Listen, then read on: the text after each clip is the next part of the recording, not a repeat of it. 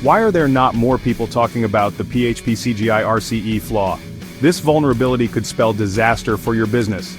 Today we're diving into CVE 2024-4577, a remote code execution vulnerability targeting PHP-CGI on Windows servers.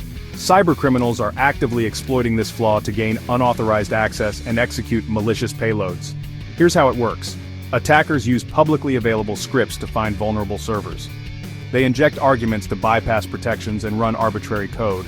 This allows them to install malware like the Cobalt Strike reverse shell, escalate privileges with tools like JuicyPotato, and steal credentials using mimikatz.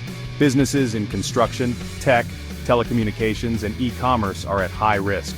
Outdated or unpatched PHP versions, weak security settings, and lack of endpoint detection and response (EDR) make these organizations prime targets. Impress IT Solutions is here to help. Our advanced cybersecurity measures include web application firewalls, timely patch management, next-gen endpoint security, zero-trust network access, and rapid incident response. Don't wait until it's too late. Secure your business against these threats today. Contact Impress IT Solutions and safeguard your digital environment. Stay safe, stay secure. This is your cybersecurity wake-up call.